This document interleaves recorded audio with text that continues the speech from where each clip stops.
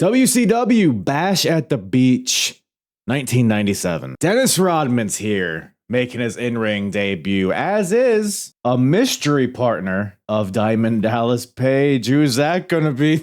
I bet it's Mabel. I mean, this show has everything from peak WCW. We got cruiserweights, we got horsemen, we got NWO, we got perhaps the death of a certain dungeon. We got Ernest the Cat Miller. It's also here, but it's kind of cool. I don't know. This is a wacky one. It's a fun one. So put on your Speedos, hike them up as tight as they can go. Let's see that bulge. And take a listen to the Apron Bump Podcast. And the hardest, talk around and disregard it. Sweep you off the ground, show you what hard is. Standing strong and proud, nothing can knock this. Let's get it started. What's up, everybody? Howdy, howdy, howdy. Welcome to the Apron Bump Podcast. I, of course, am your host, the hardest part of the ring, Kyle. How the heck is everybody doing today? I'll tell you how I'm doing. Pretty peachy. First of all, big news. Hat Kyle's back. As you can see, as you people watching on the YouTube can tell, it's a big moment. Trying it out again. Probably not going to wear a hat for a while after this. But, see, a little, maybe you can see. I don't know how small it is. The little Bermudian frag? Yeah, a Bermudian frag. Good job, Kyle. Good job. You're a good talker.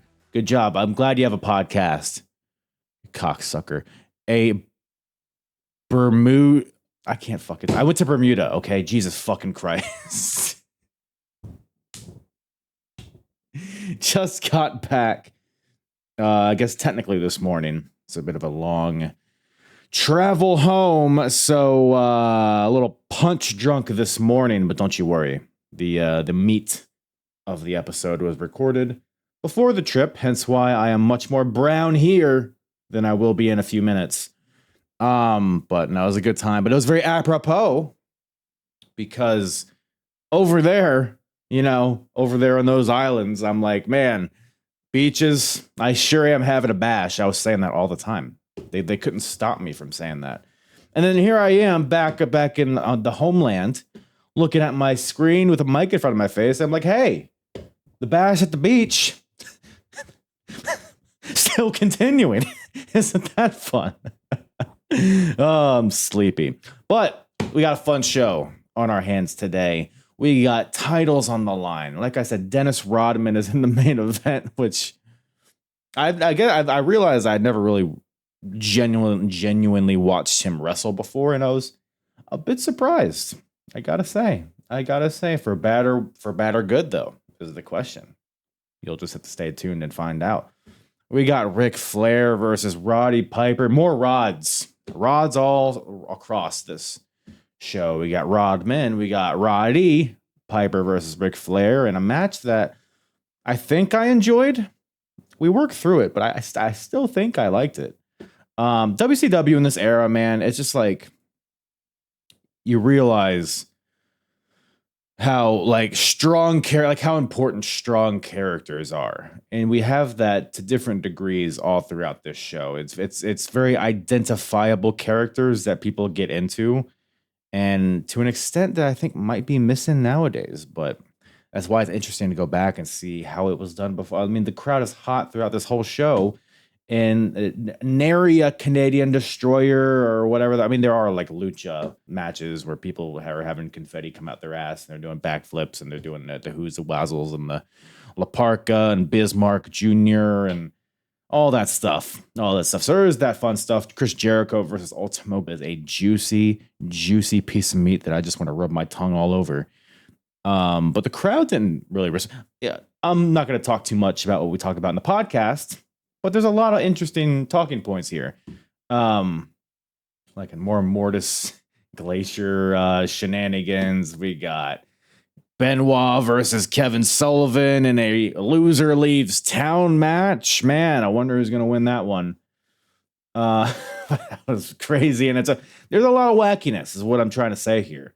And it was a fun time talking about it with my good buddy Blackhawk Walker, making his debut on the Apron Bump, and it was a hoot talking with Blackhawk about WCW, a promotion that he holds near and dear to his heart, as we'll talk about, I think, in the beginning of the recording here. So go check out Blackhawk wherever you stream, wherever you watch streaming. He's on Twitch, he's on YouTube, he's in my backyard for some reason. I don't know why he's there.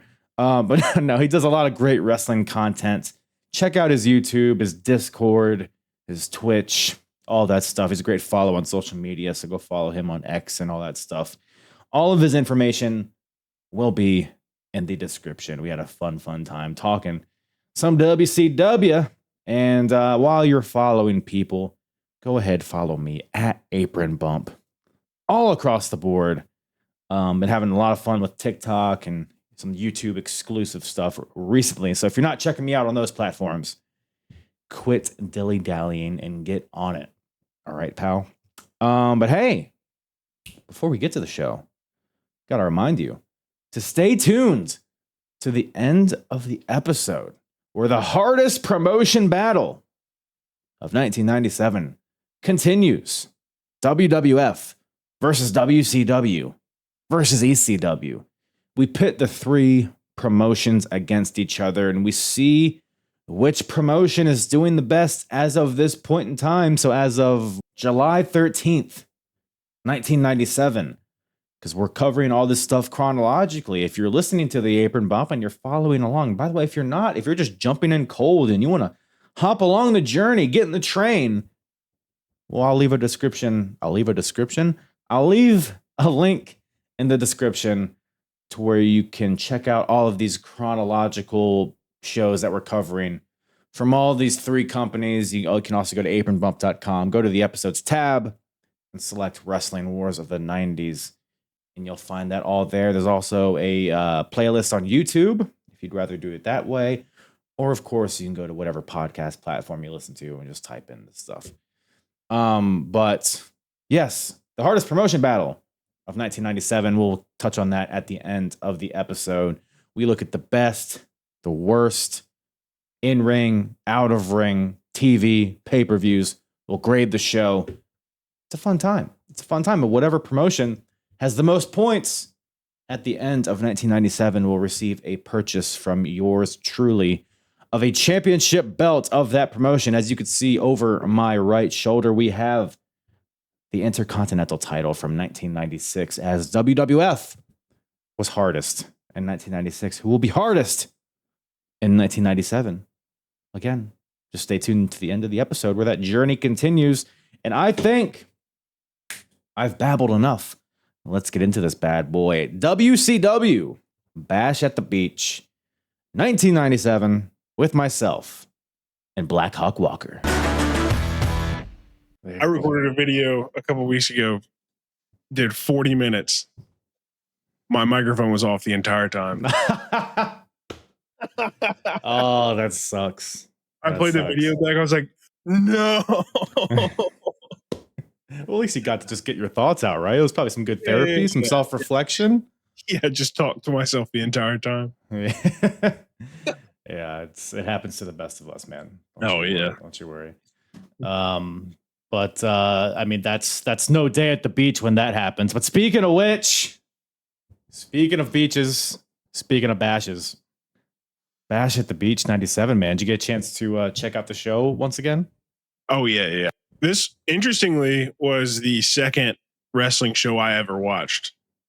Really? WrestleMania 28?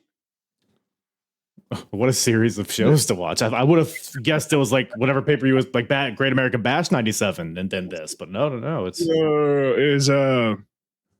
so I didn't get into wrestling until was it 2012? Whatever WrestleMania was for that year was the first event I ever watched. Interesting. I remember. I think it was 28. Let me see here. WrestleMania 28.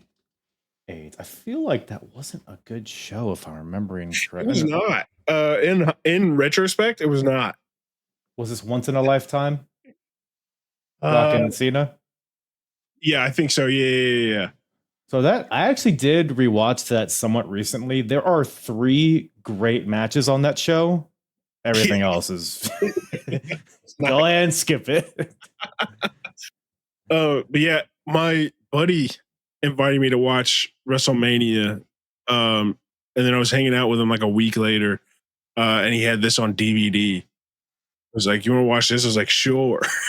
Hell I've yeah. only seen it a handful of times, but yeah, there's like a nostalgic love for the show because of it was the second event I've ever watched. The nostalgia for 2012. Oh man, yeah, I get The you. nostalgia. That's goddamn. I guess that's 13 years ago. So I guess that's Yeah, it is. It is a fair while game. now thinking about it.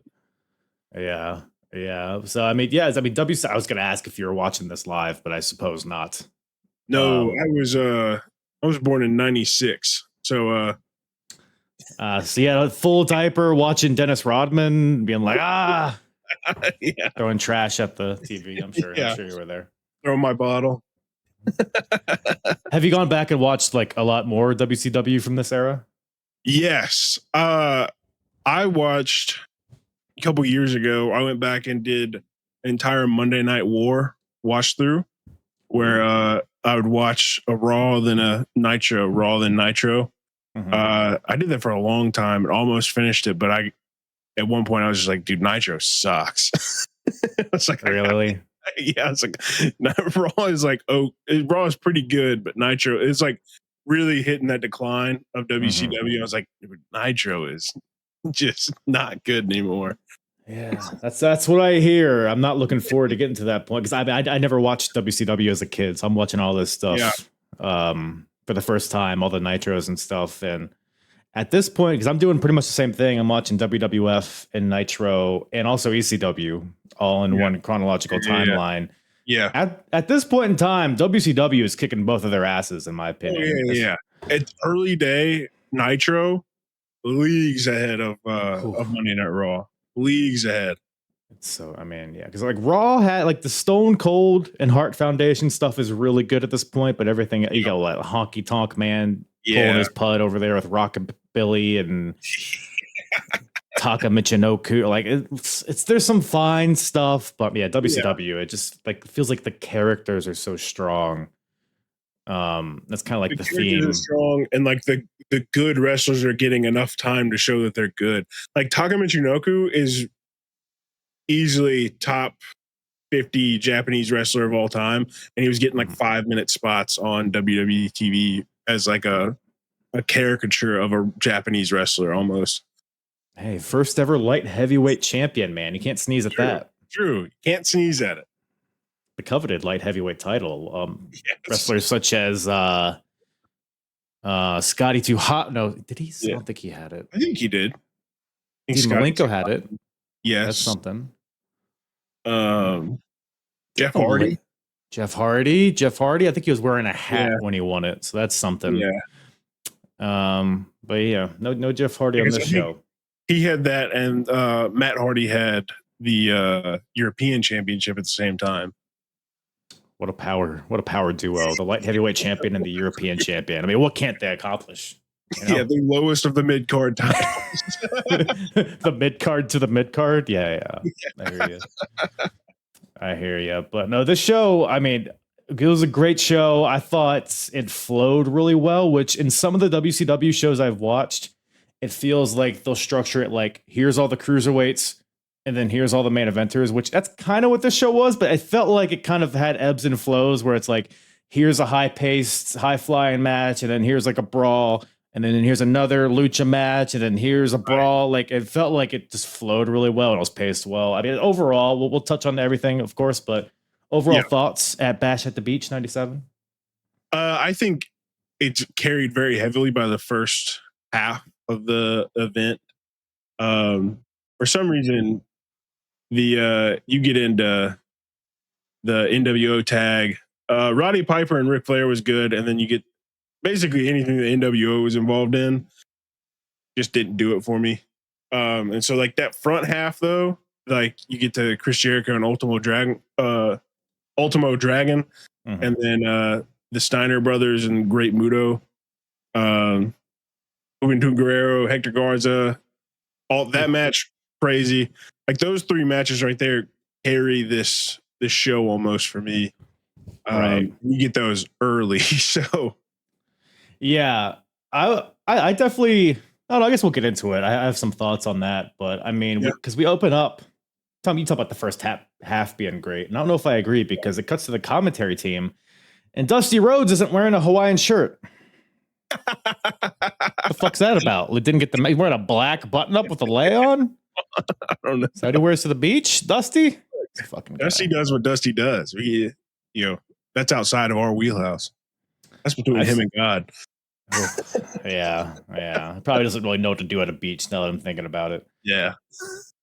Don't know. But no, they set the tone with the set, the tiki hut or whatever the hell, the surfboards. I love that. Oh, yeah. It feels like I'm watching a pay-per-view. It's one of my favorite things about going back and watching some of these old events. Like, I think now the wrestling itself is better. But going back and like these events feel like they're separated from a weekly event and there's something special happening in front of us, even if like the event is not great. Right. Like we were talking about WrestleMania 28, there's 3 matches on that card that were actually really good, but the whole spectacle of the event kind of separates it from, everything else you could watch. Yeah, no, definitely. But speaking of spectacle, nothing says spectacle more than Mortis and Wrath taking on the team of Glacier and Ernest the Cat Miller. What a match. What a cast of characters. I mean, geez Louise. What a match. I've come to, I don't know if it's a guilty pleasure because I'm not guilty about liking it, but this whole deal, the Mortal Kombat stuff, the goofy martial arts, like I kind of dig it in a way. I don't know if I could say this was a good match per se, but I was entertained by it. I don't know. What did you think about this one? I would say it's an incredibly entertaining match for sure. Yeah.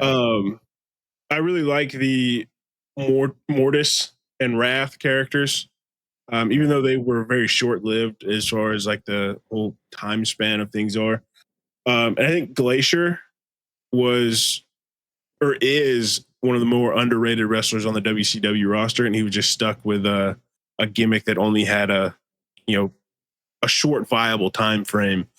Shelf life, yeah. Yeah, because Glacier, like, at some point, you got to do something different. Like, he very much like Steve Blackman, and Steve Blackman was able to carry out a couple of years out of his character of just being himself.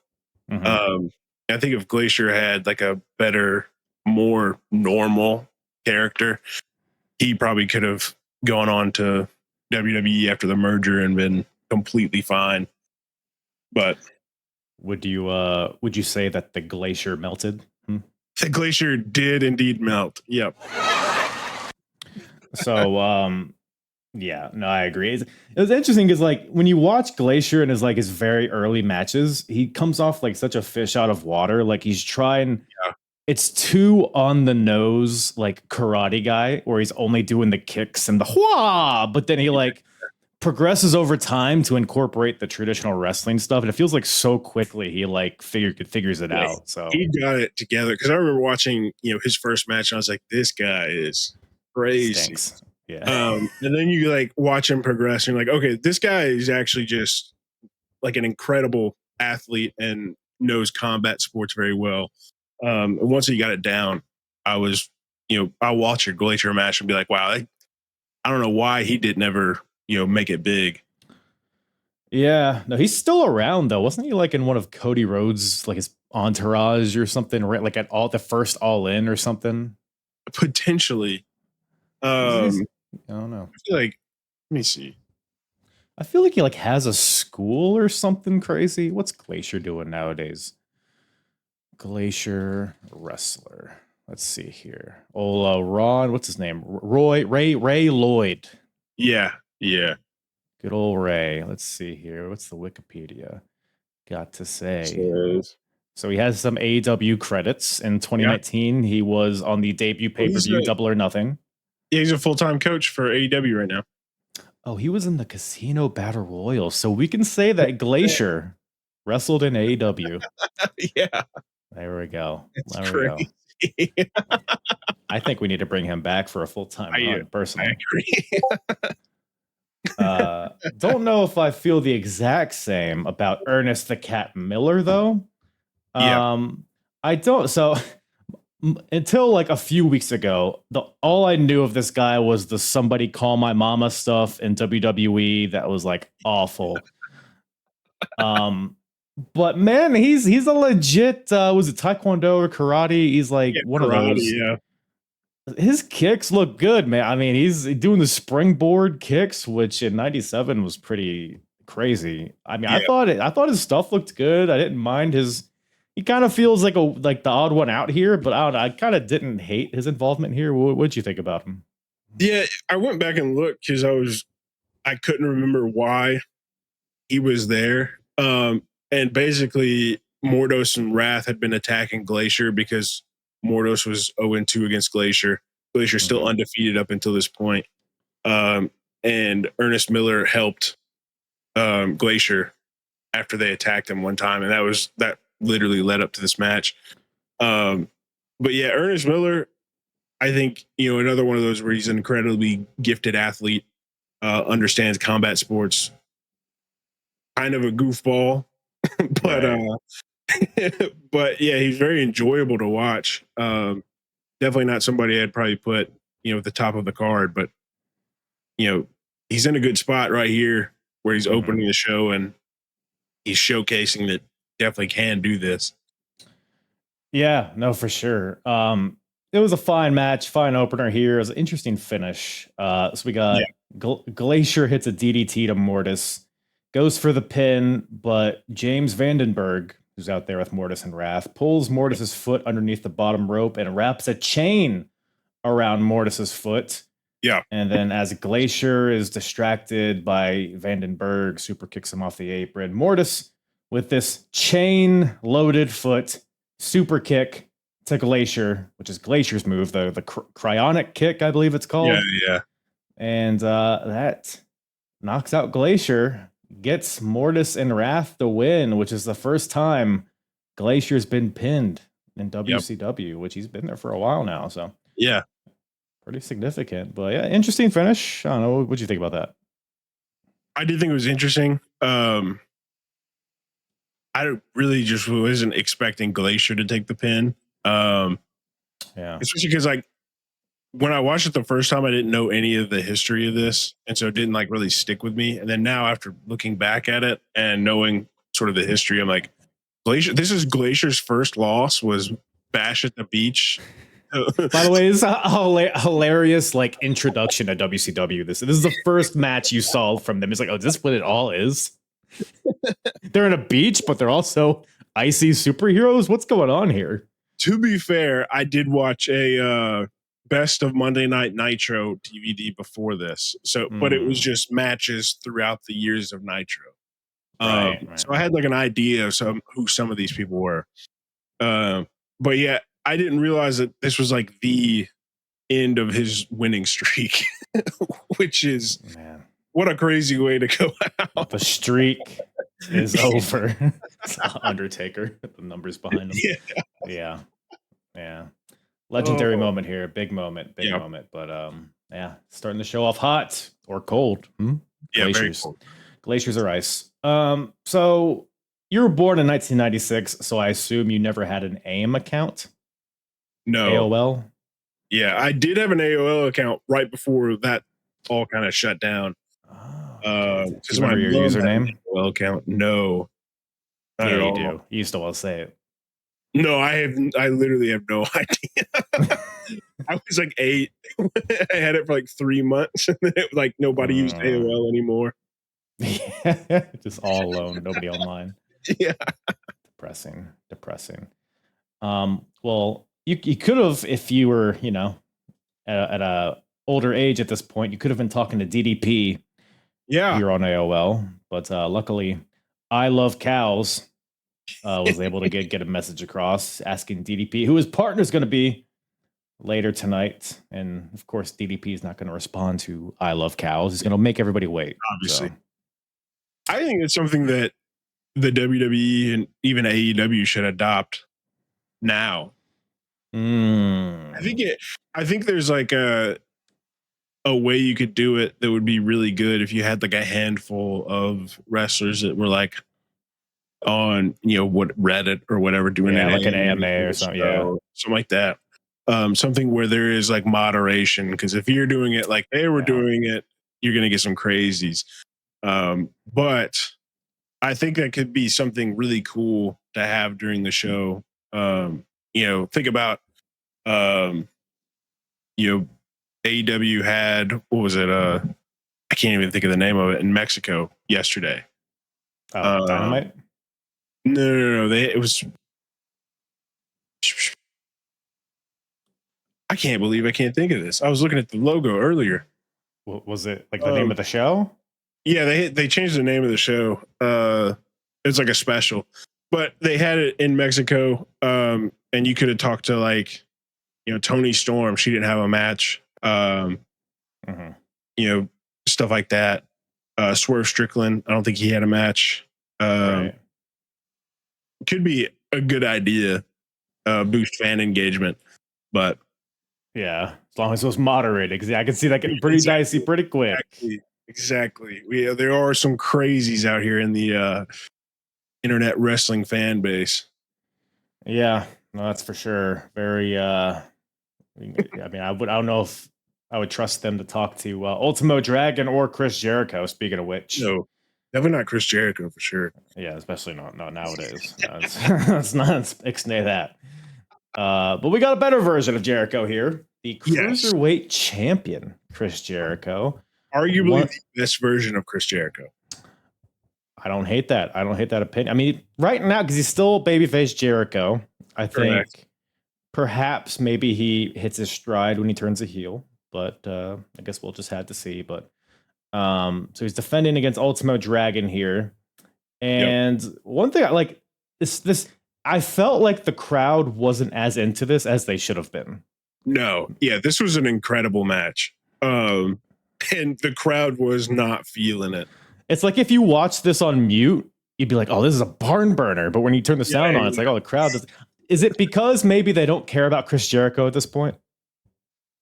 I think that you're seeing a completely different style than what the WCW crowd is used to. Because Chris Jericho and Ultimo Dragon had a very long history in Japan, and they wrestled this match like they were in Japan. There's nothing wrong with it. I prefer matches like that. But the WCW crowd is looking forward to, Roddy Piper and Ric Flair, which is a completely different style than what we get in this. And so they're watching and they're like, oh, nobody's. They're too stupid. Just say it. Just say it. They're the tiny little brains can't comprehend what they're seeing. I'm with you.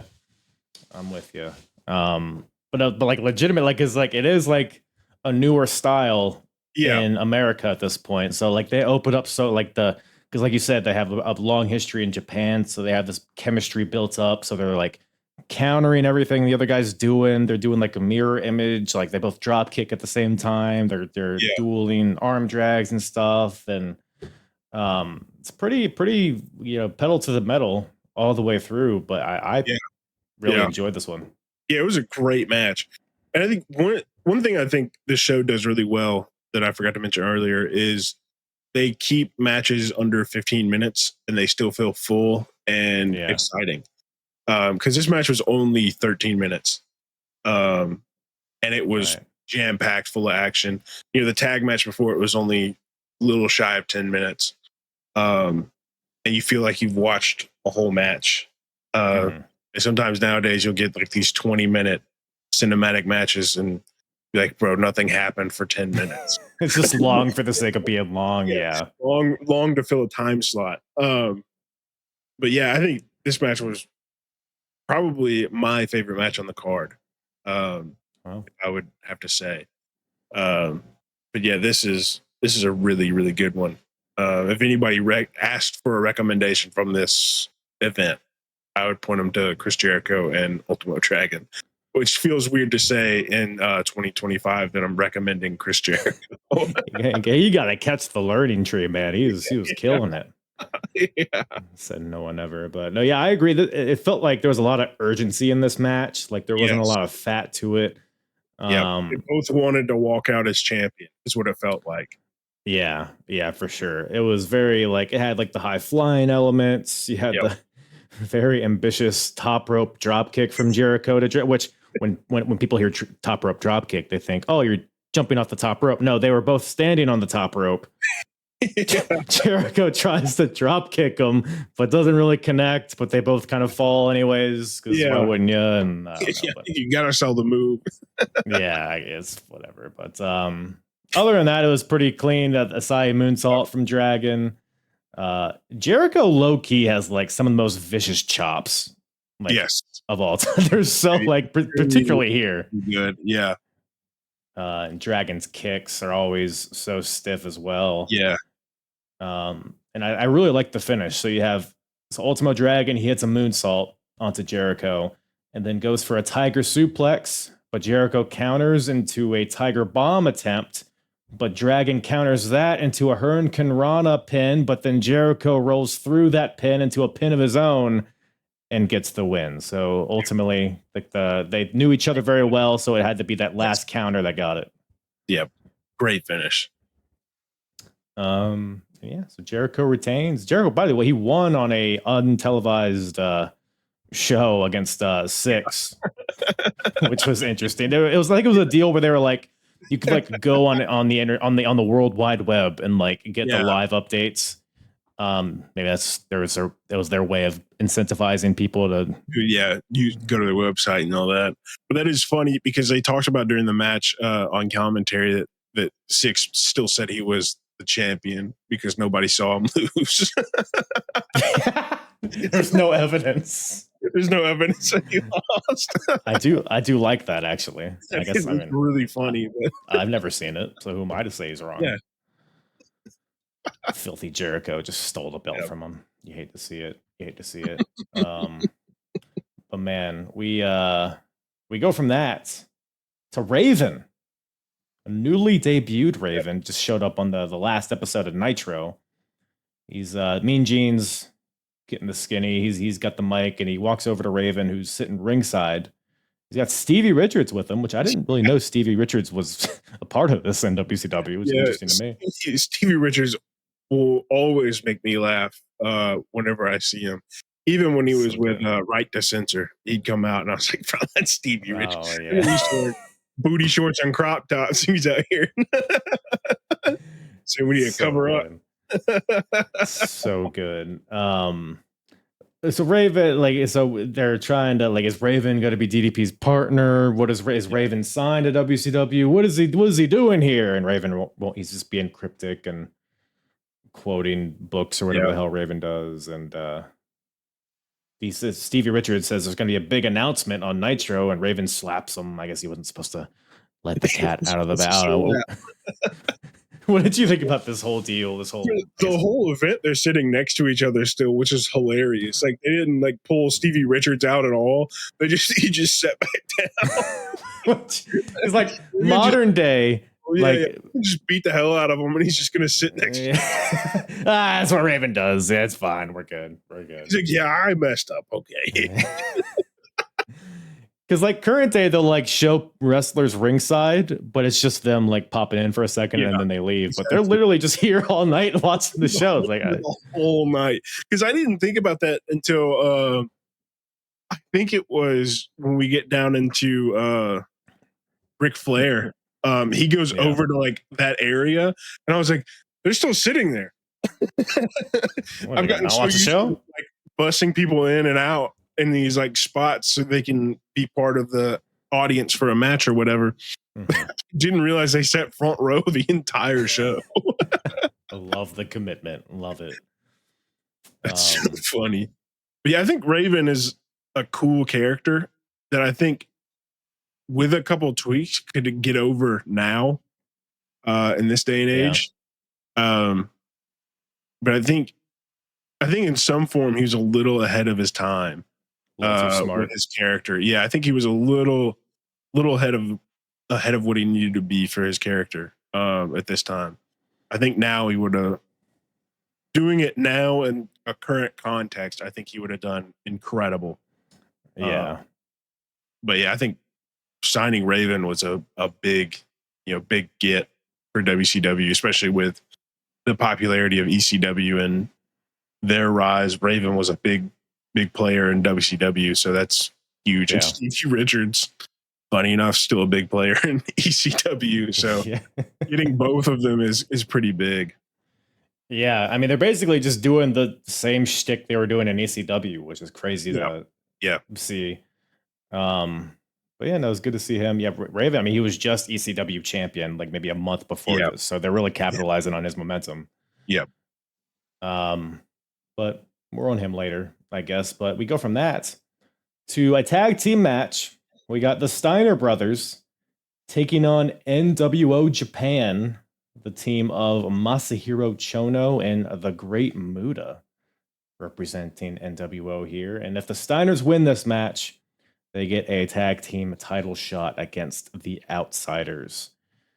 I enjoy everybody involved in this one. This felt kind of like a bit rough around the edges at some points, but this was kind of a silly match. But I think I enjoyed it. What do you think about this one? I liked it too. Yeah, definitely rough around the edges. This is not the best match I've seen out of any of these four guys. Right. One thing that I couldn't get over was Scott's hair. I don't know if you picked up on it. Jet black, like pulled back into a tight ponytail. I forgot that he looked like that at one point. The goatee throws me off as well. Yeah, it's like he's in between Steiner Brothers tie-dye and Big Papa Pump. He's like in the middle of the transformation, so it's like this awkward period. Middle stage of the evolution. So it was very, very funny to see because I remember watching him walk out and be like, "What the hell has he got on his head?" And then like Rick, comes out in the goatee and the headset, and he's like, "Oh, that's okay." So that one's Scott, right? That's the only reason you knew it was Scott because he didn't have the headgear. Didn't have the headgear. But yeah, Muta, great as always. Chono is somebody that I recently started watching more of because I just started getting into New Japan a little bit more. So I've watched some of his matches. I'm trying to gear up for the G1 coming up. I was watching some of the older G1 stuff, and he won the G1 I think like 3 times. So no, he's I haven't seen as much of him as I'd like to. I always enjoy watching Muta though. Yes. Sick face paint, by the way, from Muta with the NWO painted on his face with the black. I mean, maybe I don't know if that's. I don't know if it's not okay. Did you see the other guy that had it painted? I don't know if it was at this event, but I saw it going around Twitter a couple weeks ago.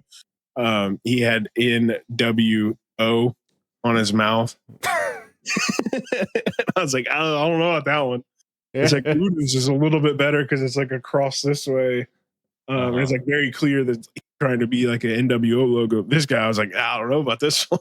We're diving into a territory I don't know if I want to be in. It was crazy because when Muta was putting on this face paint, at some point it was just black. So it was like, I don't know. I don't know about that one, Muta. It's 97. Everything's fair game. Yep. But yeah, no, it was a mix of the Steiners and their meathead just pick you up, put you down type of moves, and Muta has like the finesse of this foursome, I guess. But I thought Chono was a really fun dickhead heel, jawing with the fans ringside, and but ultimately the Steiners get the win here with, I guess, a Doomsday DDT. Yep, as I would call it, which looked nasty. Yeah. And they get the win here, so they earn a tag team title shot. But yeah, solid match. Nothing I would go out of my way to watch again. But I was right. Like, it's good if you're watching the event, but it's not something I'm going to go look up on YouTube to try to, get a wrestling fix in. Yeah, I mean, like it's a good like you got the cruiserweight match, and then we got a couple Right.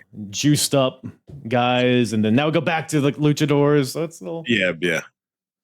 good palate cleanser, some Yeah. may say. But yeah, we moved from that to a lucha 6-man tag. You have the team of Hector Garza, Juventud Guerrera, and Lizmark Jr.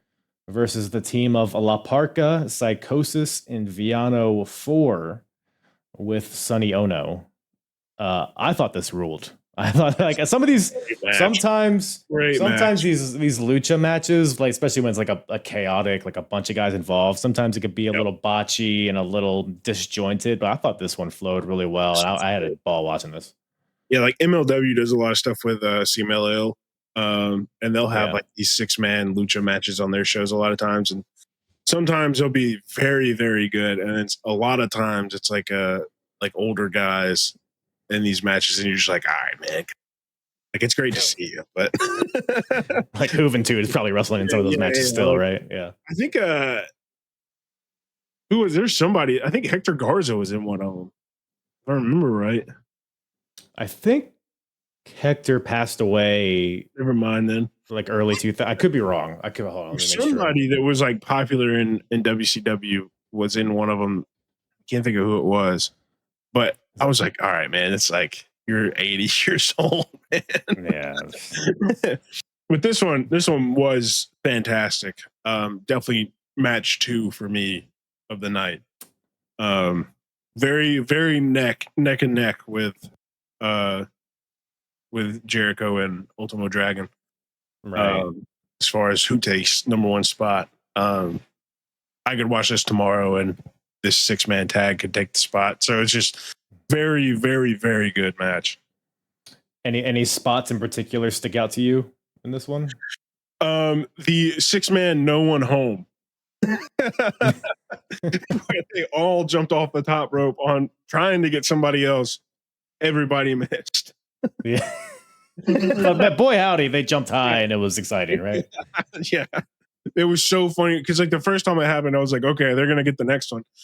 Nope. Just nope. Very, very funny. To be honest, I don't even know if I noticed really. I was like, oh, look at that, you're jumping. Oh my god, lucha.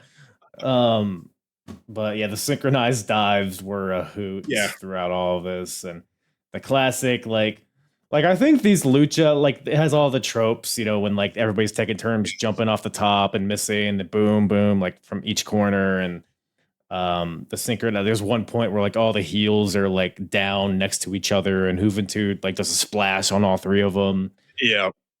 Like, I think this type of match works when there's just one match like this on the card. Like, if it's like a bunch of these in a row, it's like, all right, enough. Yeah. But no, I think this was a perfect spot. Yeah, especially on like a non-lucha show, like right, one of these, and they can steal the show, and you can double dip and ruin both of them. Yeah, no, for sure. So, yeah. It was a tough one to take notes on, to be honest. It was just like a mile a minute here. Yeah, that one I watched that one 3 times, and I was like, all right, I gotta find at least a spot that I can write down. And that one was the one that stuck out to me on my 3rd shot. It was like, they all missed. I need to look back at that because I honestly didn't notice. I'm one of these WCW fans that doesn't care or is too stupid. I did notice though, Psychosis almost breaking Juventud's neck with a code red off the top rope. Jeez Louise. Oh, his future Mexicals forming the bond there, I guess. Juventud propelling off of Garza's back, which he like went 20 feet in the air somehow. It was crazy.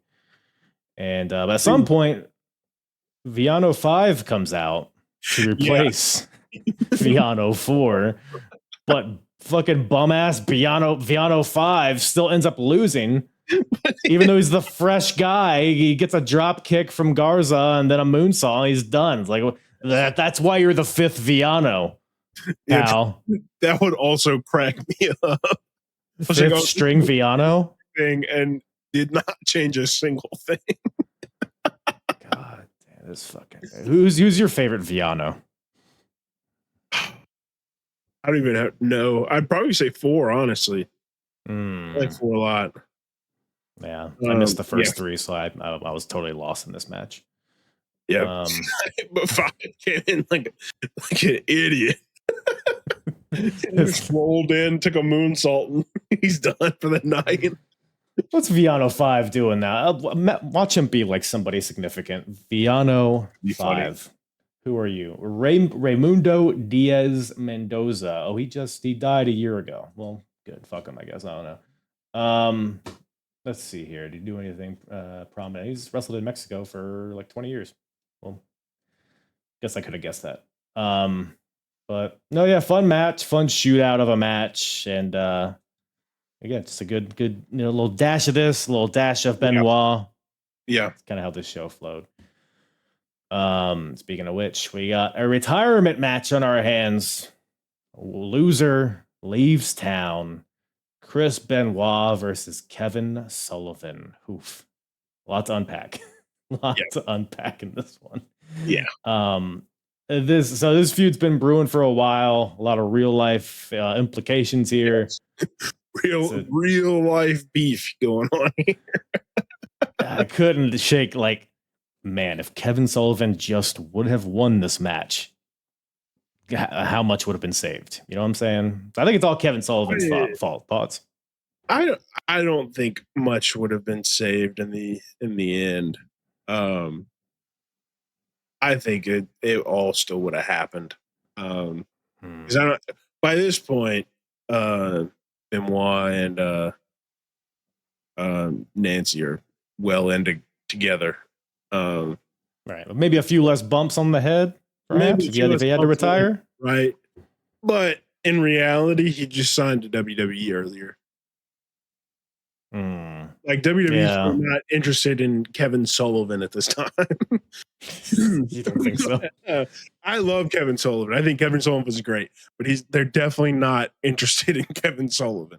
If Chris Benoit leaves, WWE is 100% calling his phone. He'd be in a match the next week. So I don't think Benoit losing would do much of anything. Yeah. No, you're probably right. But man, this he'd probably just go back to Japan if WWE didn't call.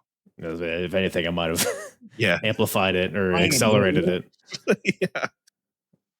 But yeah, so it's retirement match. I guess it's no DQ, which is very exemplified by them, brawling towards the stage. They make use of all the surfboards and the tiki.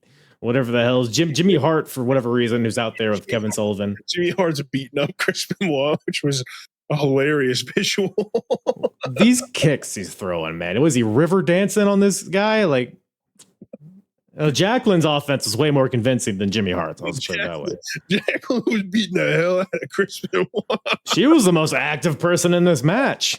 Yeah, that was what was so funny about this match to me was Jacqueline was just beating the hell out of Chris, and then Kevin Sullivan would come up and toss her to the side, and then go back and attack Chris Benoit. And then she would push Sullivan away. It's like she wanted a piece of Benoit. She was rabid. I don't know what her deal was. I can't remember why. One, she was with Sullivan, and two, why she hated Benoit so much. But yet, whatever he did, she did not like him. So I know she had beef with Nancy, but Nancy's not there. Maybe she's not there. She's got to take it out on somebody. I don't know. Mm-hmm. True. But yeah, they're brawling all over the place. I mean, the hatred and the heat definitely comes off. I mean, from the bell, it's just trading fists, and it felt very stiff, which making the best out of a bad situation in real life. So yeah, it was. I still think it was a great match. Sullivan had this, pretty much had the whole match in his hand up until the last couple minutes when Benoit really took over, and Jacqueline turned on Sullivan. But, but I thought Sullivan had this the entire way, because I couldn't remember when was it with the Outsiders? That was what was that group with Eddie Guerrero and Perry Saturn? And Oh, the Radicals. the Radicals. I couldn't remember when the Radicals debuted, so I was like, oh, maybe this is the moment when he gets out of WCW. Oh yeah, no, we're yeah. still like 3 years away, I think, from that. Yeah, we're still a little ways away. But yeah, I still think this was a great match. Definitely not one of the best of the night, but you can definitely tell that they were striking with intent. There was Yeah. they were not holding back on this one. It came off very genuine, which, for the viewer, it's a good thing. Yeah. What JR would call a slobber knocker. Tougher than a $2 steak, this match was, some may say. But yeah, no, Sullivan was kind of dominating for a bit. I mean, with the help of Jacqueline and Jimmy Hart. At some point, Benoit of Jimmy Hart. I can't get over those kicks. A little bit of help he did. It was all for show, ultimately. Benoit has a crossface on Sullivan for a while. I thought there was pretty good drama there I thought that might have been it. But he eventually gets to the ropes, and then Sullivan kind of regains control for a bit, does his like tree of woe knees in the corner, does 3 of them.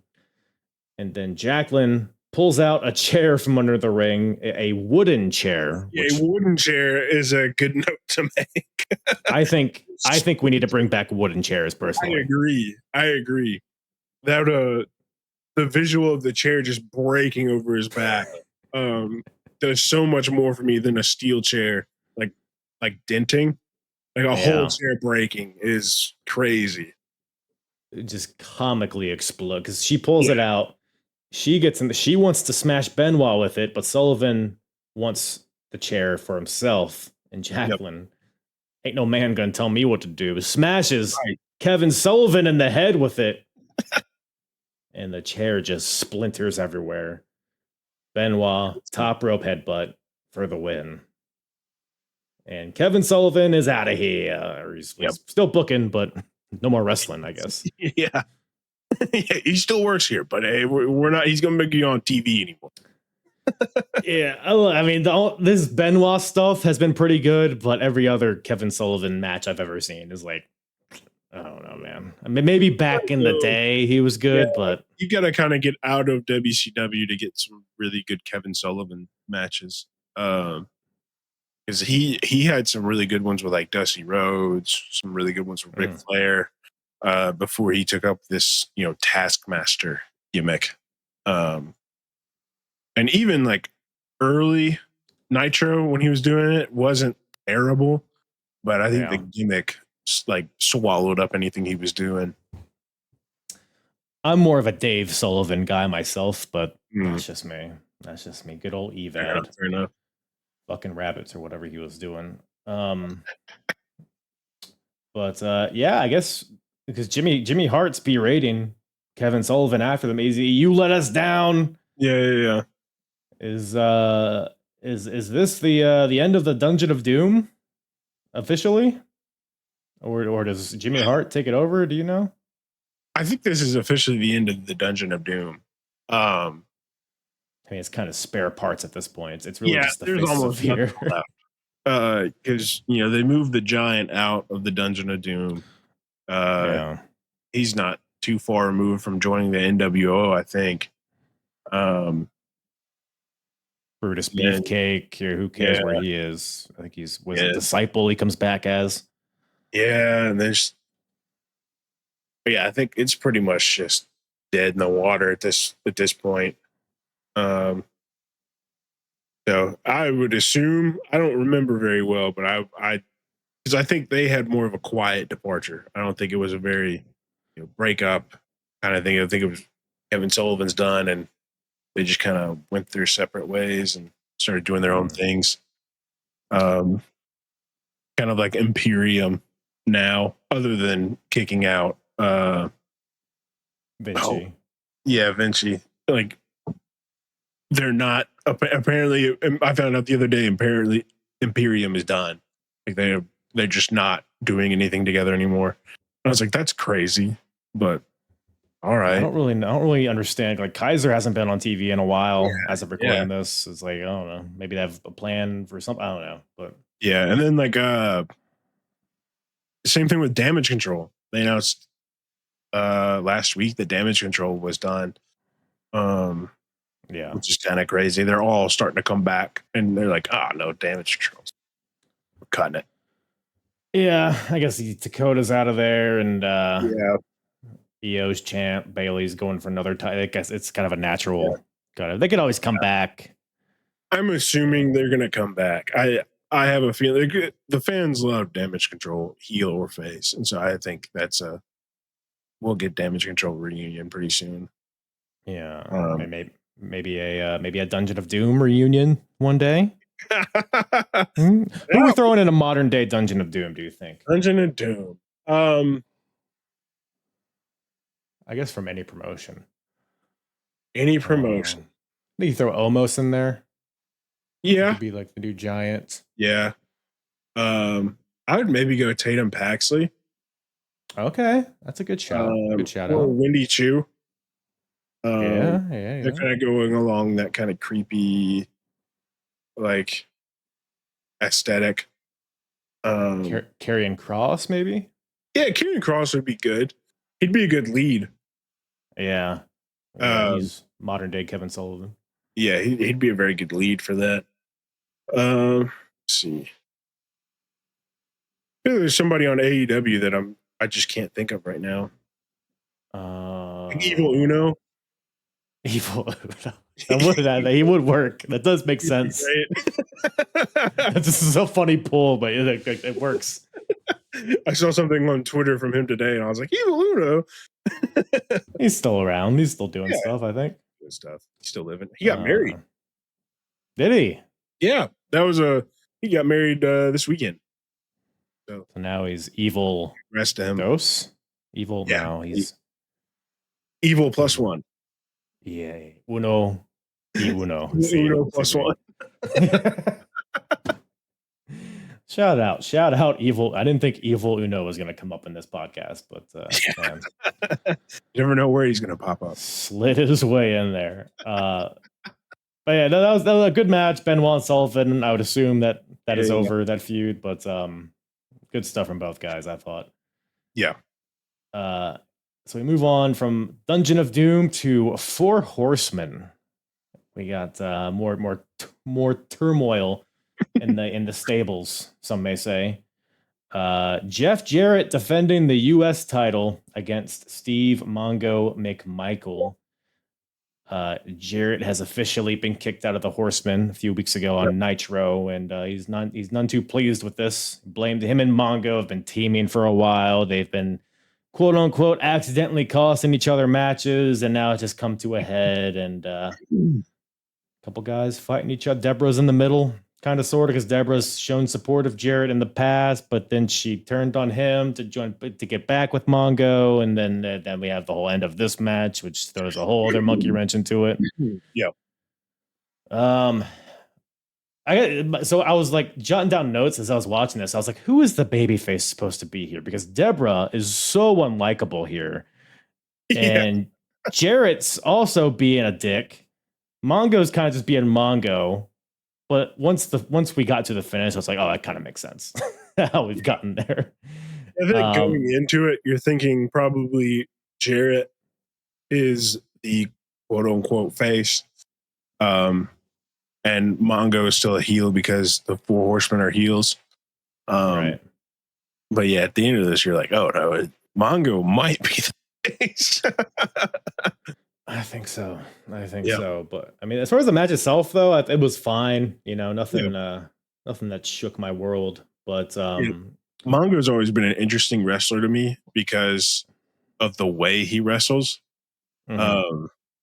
He wrestles how I would expect an athlete to be, like a football player, trained wrestler to wrestle. And it's very interesting to watch because sometimes he'll hit a move perfectly. You'll be like, whoa, that's crazy. And then he'll just botch like 10 in a row. You're just like, okay, there's Mongo. I love Mongo, but man, at the beginning of this match, he like takes the US title from Jarrett and then goes to get to the second rope to like cheer with it, and he misses the bottom rope and like almost eats shit. It's like it's so much fun to watch Mongo just because you don't know what to get. You don't know what you're gonna get. And he's I like that though.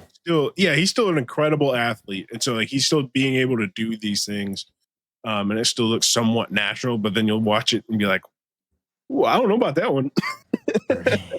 He's like, you might have put a little too much into that. Dude, it's just like it was almost like it was in between a boss man slam and a spear. Yeah, It looked so good though. There's no way he'll ever be able to hit it that perfectly again. But he'll just hit moves that are like combos of other moves that, like, just because he did it wrong, he's like comboed into a new move. You're just like, oh, yeah. What is Mongo doing? He's just a revolutionary, man. He's just ahead of the game. Yeah, he's ahead of his time, and nobody's studying his film. Yeah. I agree. He's like just a meathead dude. Yeah. That played football and also happens to wrestle, and it comes off very much like that. The chop blocks he incorporates into his offense is perfect. The front chop blocks. But man, this finish. So I was confused watching this, but it all kind of ended up making sense. So Jarrett. So Jarrett he's using the chop blocks, goes to lock in the figure 4 onto Mongo, but Deborah's on the apron, and this distracts Jarrett. And then as Jarrett and Deborah are jawing, wait, no, hold on, because Jarrett ends up with the Halliburton briefcase at some point from Deborah, and it's kind of played off like he steals it from her. Yeah, but ultimately it ends up she just gave it to her. Gave it to him, yeah. And then Jarrett hits Mongo. Goes to hit him in the head, but Mongo, because like, why wouldn't you block it with your arm just out of instinct? Yeah. Hits Mongo in the forearm with it, and then in the head. Mongo. Yeah, a classic Mongo, but bashes him with this briefcase. Jarrett makes the pin, gets the 1, 2, 3, and retains the title. But more importantly, I guess steals Deborah.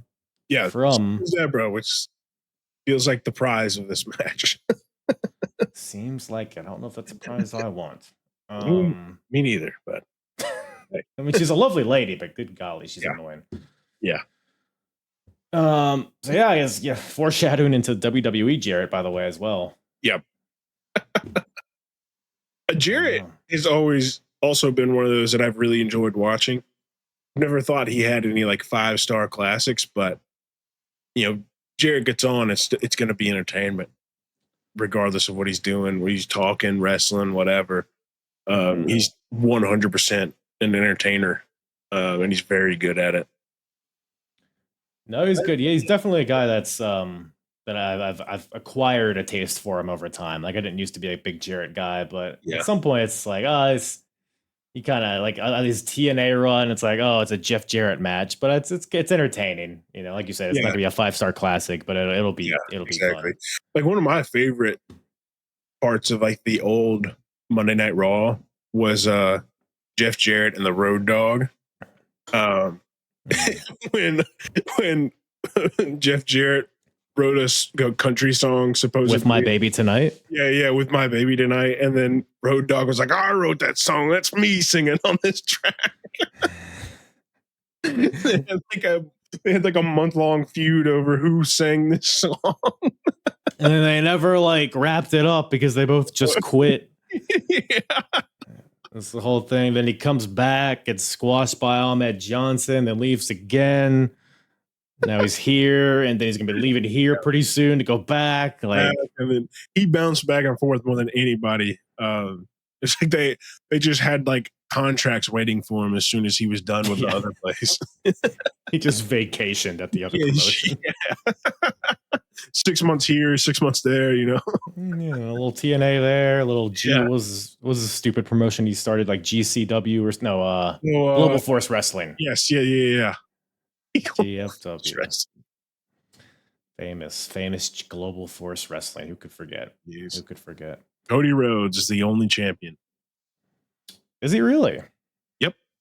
Well, good for him, I guess. I don't think he ever defended it. If it I think he beats won me. the match, like won the belt, and I don't think he ever got a chance to defend it. I think it went defunct before he could. Or is he still the champion? Technically, he still would be the champion. So It's like how Jack Swagger is still the Lucha Underground champion. yeah, In canon. man, I wish Lucha Underground would come back. Man, everybody is unfortunately under contract with somebody else, but it would just be like Marty the Moth versus who else? Who wasn't under contract? That was big. Jack Evans, maybe, I don't know. Yeah, just about everybody that worked Lucha Underground is now either with AEW or WWE. So kind of crazy to think about, but good for them. But after that, we cut to Gene Okerlund. He's plugging the hotline. I would assume you never called the hotline back in your day. No, never got the chance. I did for American Idol. I remember doing that, but never got to for WWE. Oh, like you voted, or yes, yeah. We would watch it every week and then vote. We'd call in 10 times. Wow, who was like your guy or girl on American Idol? If you remember. My mom was friends with Mandisa. And so she was on American Idol, pretty deep into American Idol one year. So I remember voting for her, and like trying to get like my teacher's phone in school to vote for her. Mandisa street team. This is definitely pre cell phone. Like I didn't have a cell phone. My parents had them, but they were like early cell phones, like pocket cell phones. And so I tried to get my teacher to call and vote for her. Spreading the good word. Spreading the gospel here, buddy. I was more of a Chris Daughtry guy, but you know. I do love Chris Daughtry. Big Chris Daughtry fan. Daughtry fucks. Yeah. So good. But somebody who doesn't fuck as much is Hulk Hogan. Yeah. He's here. Him and Dennis Rodman, they have a little pre-tape promo here. I don't know. My brain just turned off when they started talking. I feel like they're just babbling about nothing. You and me both, yeah. Like I remember I watched that like when I was taking my notes, and then at the end of the show, I was like, "Did Rodman and Hogan cut a promo?" I was like, "I must not have been important because I don't think they referenced it." Fever dream. Yeah. Man, but much more on them later. Don't you worry, folks. Yeah. Of course. Before that, we got mystery partners going to be unveiled. We got the NWO, represented by Scott Hall and Macho Man, going up against the DDP and a partner of his choosing. And all the scuttlebutt, is it going to be Raven? Is it going to be, I think, Sid? I don't know if Sid was a free agent at this point. Maybe a little bit early. I feel like I want Sid chants during this show at some point. Yeah, I think Sid had just re-signed with the WWE at this point. Possibly. Do you have any idea like who else it could have been at this point? I mean, I know you were young at the time, but like I was trying to like think like who was like a free agent. Is a good question. 97. It's hard to know maybe? Because it wasn't like it's not like now when you can go look at like who's a free agent. You could just go to their Twitter profile or something and be free agent or whatever. Then you had to like be in the know on whose contract was up. You had to listen to Meltzer. So right. Yeah. Can only do so much of that. So I don't even remember who would be or who would have their contract up. Somebody in house, maybe a Prince Iakea, maybe like somebody in house would have been interesting. I had a thought for this match. I could Sting. That's who it was. I wonder if it'll be Sting. We get Sting later. Don't worry. Yeah. Giant Sting. Yeah, definitely not Sting. Which, by the way, during this match, I was like, Why isn't it Kevin Nash with Scott Hall? Where's Nash at? And we figured it out later. Yeah. So DDP comes out, and then he kind of just pauses and he points towards the stage to unveil his partner, Kurt Hennig, Mr. Perfect here. And he actually showed up on Nitro the week before, or 2 weeks before, whatever it was. This will be his first match. Actually, his first match in like 4 years at this point, because he had the whole Lloyds of London, I believe. So he couldn't wrestle for a while, but I guess now he can. So we got Kurt Hennig here as DDP's partner to take on the NWO. And I mean, very just kind of a brief glimpse at Perfect here in the match. I mean, there was a lot. It felt like there was more like shit talking in this match than actual wrestling. Yeah. I don't know. What you think about this one? Like the card starts to decline. Like is starting at this match. Like Jarrett and Mongo was entertaining, and then you get to this one, you're like, okay, so let's keep moving. But I cackled at the beginning of this match because they were like, who is it? Who is it?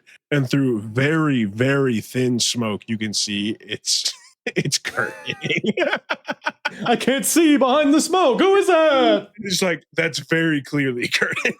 You mean the guy with a towel and a singlet? Yeah, it's probably the guy that we've seen on Nitro the week before. Yeah, it's probably him. That cracked me up. I know there's like a trope of like that happens, but this is the first time that I've like watched it and been like, this is very clearly who this is. But even like if they just didn't, if this was like his first appearance, it would have been so cool. Yeah, for sure. Or at least like have his like, because it's just DDP coming out to his music, and it's just Perfect coming out as the music is still like if he had his like own entrance and its own pop and circumstance, like it'd be something. Yeah, but it's like, oh, Perfect's here. All right, let's get to it. All right, bring the NWO.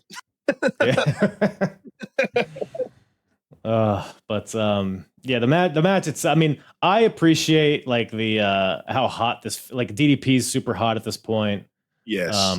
People are excited to see Kurt Hennig in the ring, and the NWO is red hot as well. So all of the pieces kind of made this like a very like the atmosphere. The atmosphere was very good.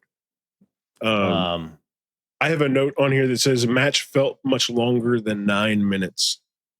And I think I meant that in a negative way. Like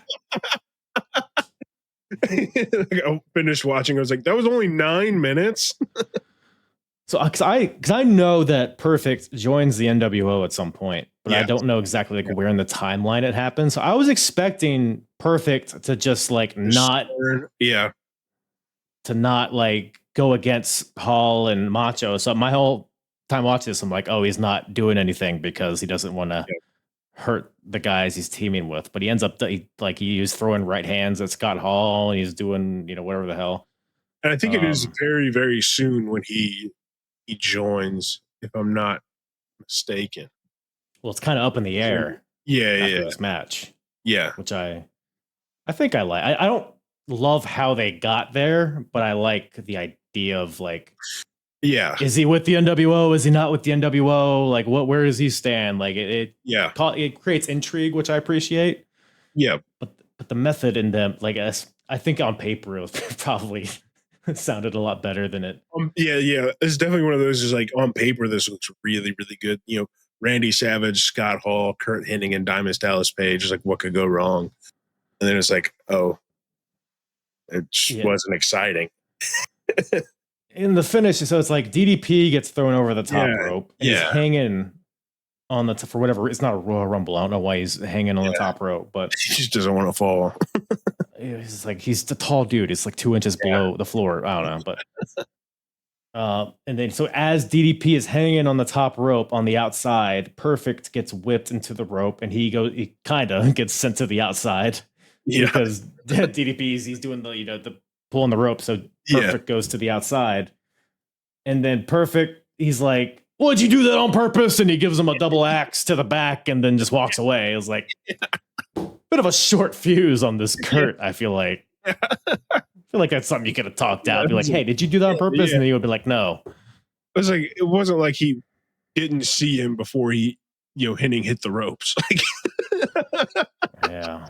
It's, It's like, it's, oh, it's it is what it is. But hey, Henning seemed to want to get out of there. So but maybe that was intentional all along. We got to tune into Nitro yeah, tomorrow night. it definitely does a good job of like pointing you to Nitro. They do a really good job of pointing you to Nitro for the next night to see the response of this, and see the response of Raven and all this stuff. They do a really good job of saying, hey, make sure to tune into Nitro tomorrow night. Get the answers on this. Yeah, no, for sure, because he's perfect. He smashes DDP, throws him in the ring. Yeah. Scott Hall hits the Razor's Edge. Macho Man with the big elbow drop gets the win. So the NWO wins. But the story here is perfect with the NWO or not. And like you said, we'll find out tomorrow night, pal. Gotta tune in. Find out tomorrow night on Nitro. But man, we shift from that to old Roddy Piper versus Ric Flair. Now this is it's like you look at this and you look at Jericho and Ultimo Dragon, they're very different matches. Yes. Yeah. I personally I honestly am more inclined to enjoy Roddy Piper versus not I'll say I appreciate the story coming into this. Like there's another match that had like a good atmosphere to it, like Roddy Piper, Ric Flair, like two guys trying to out heel each other. Like I thought that was fun. Actually, I think I do it. If Jericho and Dragon had a hotter crowd and like a more exciting atmosphere, I think I might lean more that way. But with this one, it was just so fun. Like it's just guys chopping each other and punching each other. Just a couple of like guys past their prime, just shit talking each other. Which I don't know. I have a taste for that, I guess. They're definitely, maybe not far past their prime, but their prime was definitely a couple years ago. I mean, Piper might be in his physical prime. I mean, he's jacked to the gills at this point. Great. But yeah, it was funny that the commentary was like very adamant that these guys were in their prime the entire match. They're like, these two are in their prime. And I'm like, I don't know about that. Well, if we're looking at Flair's career, I mean, is he even halfway into his career at this point? I don't even know if he is. I don't think so. I mean, his retirement match was what in 2022? Exactly. He wrestled 25 years ago, 25 years after this, and probably 25 years before. I don't know when he started. But. I mean, to be fair, he didn't have like a match. I think, when was that match with Shawn Michaels? That was 2008, I believe. Yeah, and so he had that one, and then I think, if I remember correctly, the next one would be 2022 with his AEW retirement match. Well, he had TNA. He had a little TNA run after WWE. Yeah, you're right. You are right. I didn't watch a lot of TNA, so there's a lot of that stuff that I just like. It's almost like a blank memory. You should dig into that. Yeah. You should dig into TNA. I know about these things, but I don't know about these things, so they just slip my mind easily. I do enjoy it on YouTube. Matches. Yeah, on YouTube, the TNA does. They'll do like all day marathons of like a year. Oh yeah, I don't know if you tuned into that, but that's really fun. But yeah, I think last week I watched it and they're doing like 2017. They just started January 1, and we're just playing them straight through. They got full pay-per-views from like the mid or late 2000s. So if you're that's the spot if you ever want to check out TNA. Yeah. So yeah. But no TNA here, just Roddy Piper, Ric Flair. Yeah, I have watched the first episode of TNA. I don't know if you've watched that. That is just crazy. That's not TNA. Asylum TNA is not TNA. That's just a weird like afterbirth of WCW. Insane. It's Lex Luger versus AJ Styles. It's like, what? Is this a match that happened? Yeah. Sandman, New Jack are here. What the hell's going on? This is whoever WWE didn't want. Yeah, pretty much. But yeah, if you kind of imagine what this match would be, even if you haven't watched, there's chops and Yeah. punches, the figure four spot with the counter by rolling over. Roddy locks in his sleeper, but Flair counters with a jawbreaker. You got feet on the ropes pins. You got horseman run-ins. Yep. Which seeing Mongo give a tombstone to Roddy Piper was just a funny image. I don't know why. With his like bandaged arm.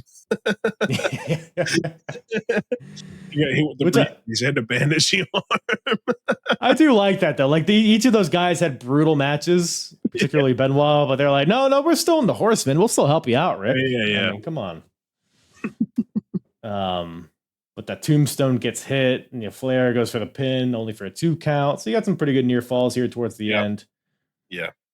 There's a particular spot where this gets me. It's like Flair's chopping Roddy, and Roddy just like shrugs it off, and he's like he's this like black and blue chest. He's like staring down Flair like, "Fuck you, pal."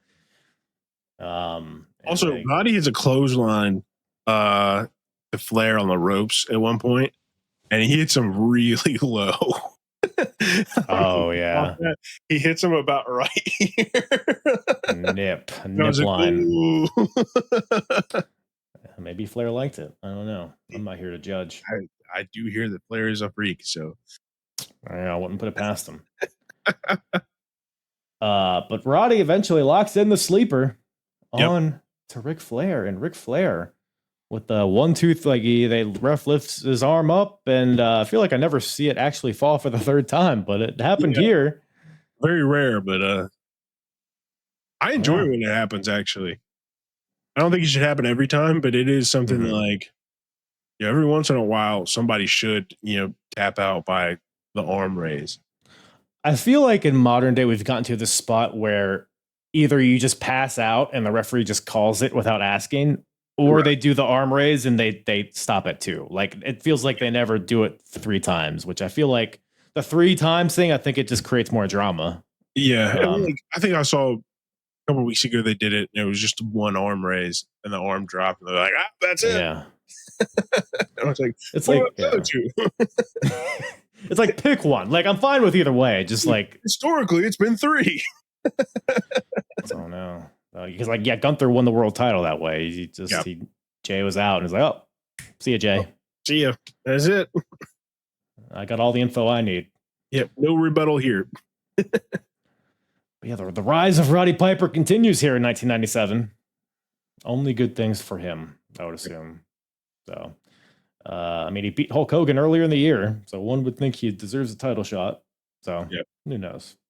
But speaking of which, speaking of the Hulkster, we're at the main event, ladies and gentlemen. We got, I don't know, just looking at these names, this makes me laugh.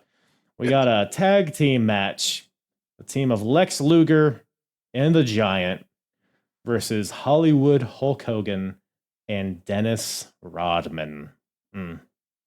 With Randy Savage, can't forget that. Of course, he's very active in this match as well. So cannot forget him. Man, how do we even? What a match! I'll be honest, I kind of liked Rodman's part of this match, because I've never seen this match before. I didn't know what to expect. I thought he held his own for just an athlete coming in. But there was like a lot of dead space with Rodman as well. There was like a lot of just whoa. And then they do like an arm drag and be like, whoa. The crowd was eating it up though, man. He did an arm drag and the crowd just they're throwing their babies into the ring. Yeah. The crowd, by the way, I love the gradual trash getting thrown into the ring just from the opening bell all the way throughout. What a time. In my opinion, Hogan and Luger carried this match because Giant didn't really do much. He was on the outside for a majority of this match. And that's me saying that even as not a huge Hogan fan. I don't know, even watching this the first time, I remember being like, this is Hulk Hogan. There's a point where Flair does a good heel you know, all that kind of stuff, all the antics and whatnot. And then you watch Hogan do it, and I'm like, this looks like a cartoonish. It's very corny. Yeah. Yeah, and it's like, and then I watch like some of his, good guy stuff, and at the same time, I'm like, this is still very corny. I'm like, yeah, I don't know, I just can't get behind it.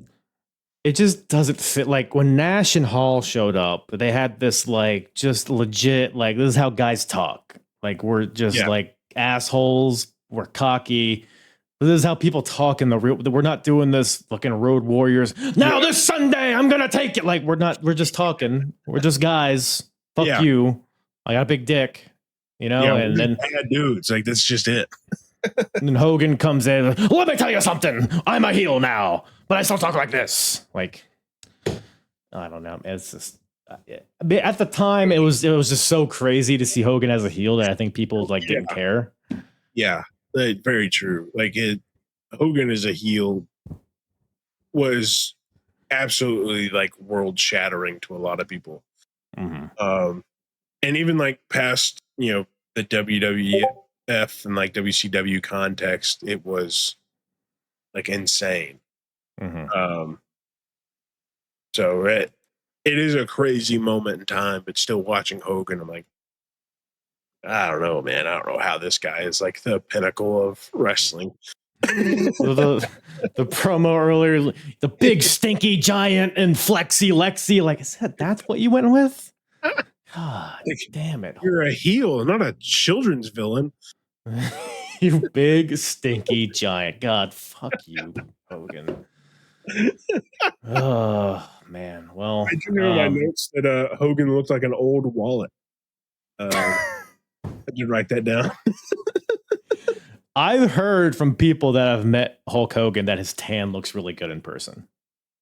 Now, I cannot confirm or deny, but yes, he did look like a wallet. Yes. Yeah, on camera, this looked awful.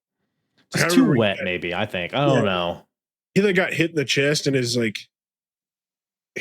chest like rippled and almost stayed the way it was.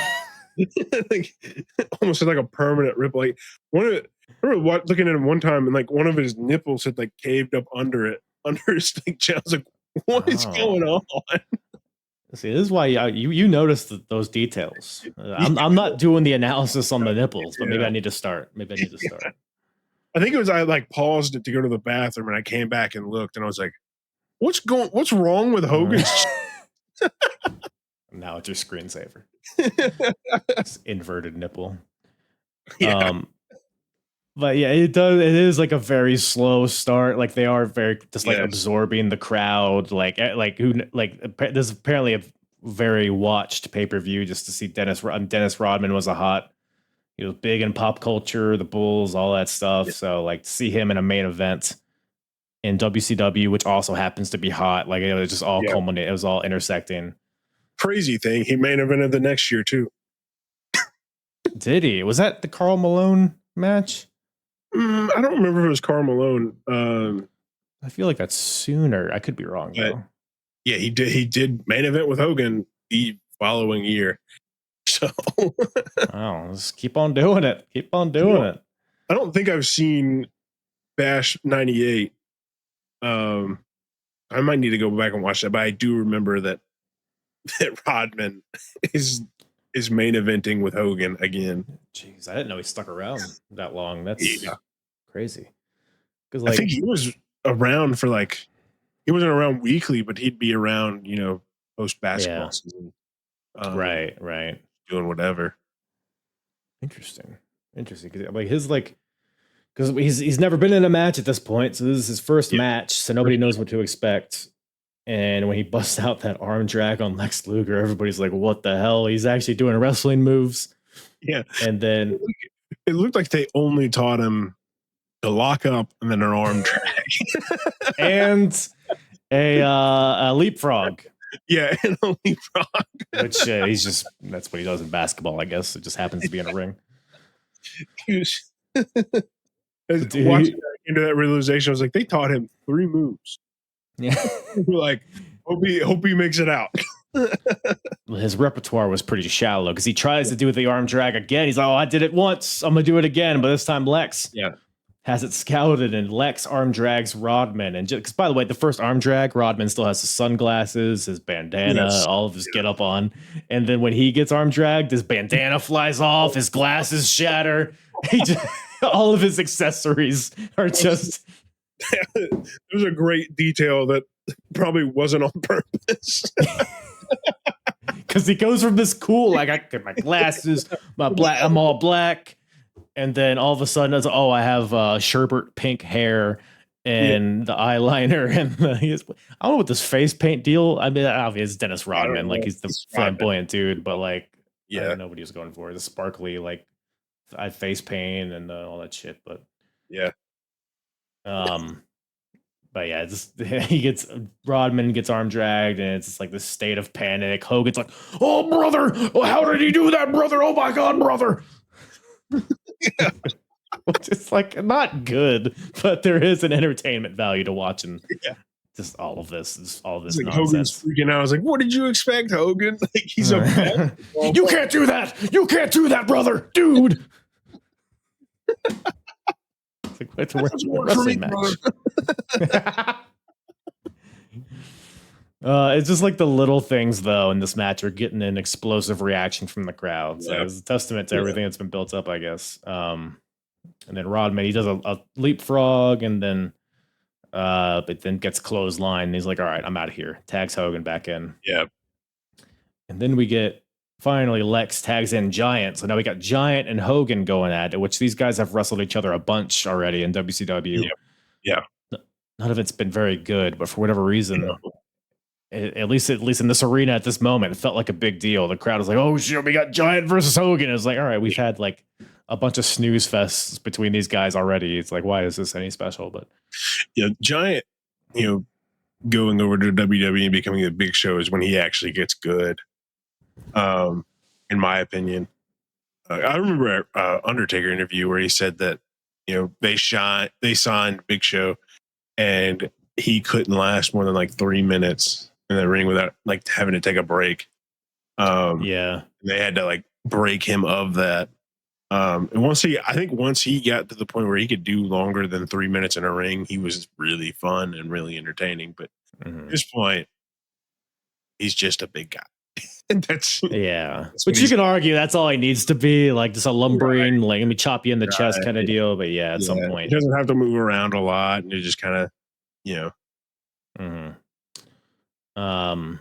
But it's not a ton happening in this match. I mean, there's Rodman. At some point, Rodman just becomes another wrestler in the match, which is crazy. He's tagging in, whatever. I'll go at Giant. He tries to leapfrog Giant, but he catches him into a bear hug, and then Giant spanks Rodman. Thoughts? Yeah, that was crazy, but I'm sure Rodman probably liked it a little bit. That's probably his call, right? He probably put that in the notes. He said, slap my ass. And come on. They're locked up. All right. Well, give me a spanking. People are gonna love it. Get those big bear paws you have. Really lay it in. The match is going on. Hogan and Rodman with a double hip toss to Giant, which looked pretty sick. I will give props though to Rodman. Like sometimes these celebrities get in and they just like focus on what moves they're doing and like trying to hit that stuff. But Rodman's got the charisma, he's got the in between, he's feeding off the crowd. Like there's like Rodman sucks chants, and he'll stop and be like, oh what? So he's got that element to it. Like he if he wanted to be a pro wrestler instead of a basketball player, I feel like he could have done that. Yeah, like as far as celebrity like one-offs or whatever, because it's not really a one-off. His is really good. Because you'll have like there are a few celebrities that I could see getting in a wrestling ring and like carrying their own. Dennis Rodman would be one of those. Like Stephen Amell. He's been a long time fan of wrestling. Of course, some of that has been absorbed. So if he gets in a ring, he probably knows a handful of things. But yeah, it was better showing than I expected, but still not like blow your mind showing. Out of Rodman. And then it kind of breaks down. I mean, it's been breaking down since the beginning. Yeah, but, never fully together here. It's chaos in the ring. Everybody's kind of out, and then out comes Sting, who has appeared to have received the growth spurt in the past couple weeks. Appeared to have gotten big. He's been taking them PEDs. Yeah. Does that make you taller? That's incredible. The science in 1997 was off the charts. They say that's why Peyton Manning's forehead was so big. Oh, good. I don't know. I mean, that's a couple inches at least. Every inch counts. Giant Sting comes out, and well, he doesn't even pretend to like not be a. He like goes over the top rope. It's got a mask on instead of the face paint. It's like, all right. It's like very clearly not Sting. Yeah. Commentary kind of sells it. Yeah, they're gonna argue on Nitro. Was that Sting that helped the NWO? And I couldn't really like it should have been obvious, I guess, but I didn't really know who this was when I was watching it. Did you? I just knew it wasn't Sting. I wasn't like, because I knew for a fact it wasn't Sting because it was way too tall. And so I knew that they had a fake Sting running around at some point, and so I just assumed it was fake Sting. Apparently, or do you want to guess who it was? If you don't know? It's Kevin Nash. Yeah. Which I should have known. Like, he wasn't in the match earlier, so I was like, oh, he's probably not in the. Maybe he had like another commitment, or he's injured or some shit. But like, I just assumed he was injured. But I guess it was Sting, or Nash comes in as the fake Sting. It's hair was longer. Yeah. Has the diesel gloves. Yeah. Very much taller and larger than Sting. But in hindsight, him being like trying to be stoic, knowing it's Kevin Nash, being like, well, walk into the ring like the Undertaker, but knowing it's Kevin Nash is funny to me. He hits, I think, is it Giant? It doesn't matter. He hits somebody in the back with the bat. And Lex eventually, though, locks in the rack onto Hulk Hogan. And the ref was knocked out, by the way. I didn't even catch what happened. Yeah.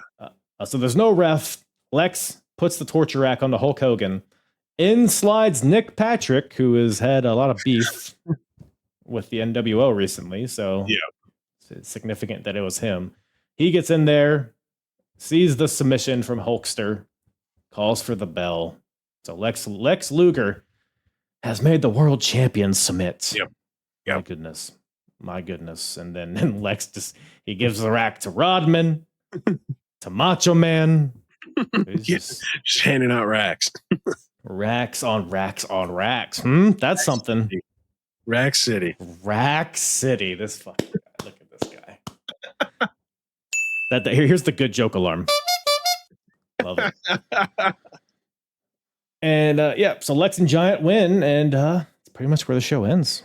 So it was kind of it was better than I expected, but ultimately it was the type of match that you would expect from this, I guess. Most definitely. It like in hindsight, you're like, oh, it wasn't that bad, but I was sports entertained by it. Yeah, it was sports entertainment for sure. I mean, we could have had. I got off this and watched Samoa Joe versus Kenta Kobashi. That was like a cold shower. You had to like I was just on Twitter and somebody posted it, and I was like, oh. And I watched that and I was like, wow, that match sucked. Joe and Kobashi, right? That sucked. It didn't have near the pop and circumstance of this 100. Match. But yeah, I was like thinking back, I was like, wow, that Hogan sucks, and Giant didn't do anything, and like Luger really did everything. Well, I mean, we could have just, maybe have like Samoa Joe versus Hulk Hogan. Maybe that would have been good, huh? Samoa Joe would have killed Hulk Hogan. Technically, could still happen. It We'll could see. still happen. And I still believe that Samoa Joe would kill Hulk Hogan. Yeah, there's no point in time where I think Yeah. Hogan comes on the good end of that. You're probably right. If he does end up getting creative control and winning, he does not come out healthy. That's for sure. No. That wallet will be torn up. Folded. You know what I'm saying? It's going to start out a bifold and it's going to be a trifold. Yeah. I don't even know what that means, but yeah. So Bash at the Beach 97. If you had to grade the show from 0 to 100, what do you think you would throw at it? Off the rip, 67. I think that's fair. Yep. There was like overall top down. I think it's a good show. There was some low points, I guess. I guess it depends what your tastes are, but I mean, I was pretty entertained throughout for different levels and different flavors of entertainment. But yep, I had fun. Watching it. Speaking of fun, it's a fun time having you on here. Appreciate you making the time, check out the show, come on, talk about. Where can everybody find you, taste you, listen to you, watch you, all that stuff? You can find me on any social media at Blackhawk Walker, YouTube Blackhawk Walker. I'll have a video coming out, I guess, as of recording tomorrow. I'm not sure when you're planning on posting this. So this will be on Wednesday, July 2nd. This will be out. Okay. So I'll probably have another video out. I'll have a video out tomorrow. Hell yeah. Because Thursday's my posting day. So I'll have a video out tomorrow. Not sure what it's going to be about yet, but come check it out. Yeah. Got a Discord. Come hang out. I'm always around somewhere. So you go find Blackhawk Walker. You'll find me. So hell yeah. Gonna do a deep dive into Dennis Rodman's archives, maybe? Yes, I think I should. His 3 matches. Yeah. Watch him several times. Compare and contrast Dennis Rodman. Compare and contrast his WCW matches to his 96 Bulls appearance. Oh, that's something. Oh, we'll take this offline. There's too much gold here to just record this for free. Let me hit end here. Once again, thank you to Blackhawk Walker for joining me on this program. It was a good old time with my boy Black. I'm not going to call him that. With my boy Walker. Blackhawk. I was calling Blackhawk. Blackhawk. Anyways, go check him out. YouTube, Twitch, Discord, Twitter, X, Instagram, MySpace, Omegle, Tout, all that stuff. Go follow him. All this is in the description below. And hey, you know what we got to do? Hit that goddamn jingle, Bartholomew. WCW, ECW, WWF. Who's the hardest promotion? Eric or Vince or Paulie? I think we can agree, though. Heck Myers is the shit. Oh, fuck. I don't know. Hardest. I hope somebody's listening to this in the office.